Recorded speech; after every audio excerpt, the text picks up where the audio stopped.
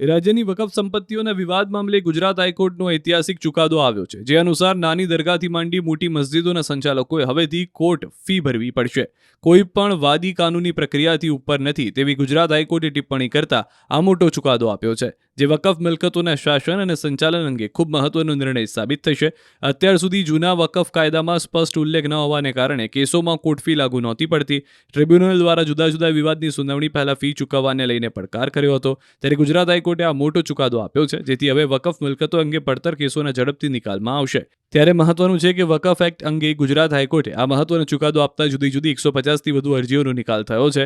અગાઉ વકફ સિવાયના કોઈ પણ ટ્રિબ્યુનલ કેસ લડવામાં ફી લેવામાં આવતી હતી, પણ વકફ અંતર્ગત આવતી મિલકતના કેસ અંગે કોઈ ફી લેવામાં આવતી ન હતી. વકફની પ્રોપર્ટીને ફ્રી રાઇડ ઉપર રોક લગાવવામાં આવી છે. હાલ ગુજરાત હાઈકોર્ટના વકફ અંગેના ચુકાદા અંગે નાયબ મુખ્યમંત્રી હર્ષ સંઘવીએ નિવેદન આપ્યું. તેઓએ જણાવ્યું કે ગુજરાત હાઈકોર્ટ દ્વારા સાચા અર્થમાં બધા લોકો એક સમાન, તમામ સમાજ એક સરખા એ ઐતિહાસિક ચુકાદો આપવામાં આવ્યો છે. વકફ પ્રોપર્ટીને કોઈ બી પ્રકારની કોર્ટ ફી વસૂલવામાં નહીં આવતી હતી.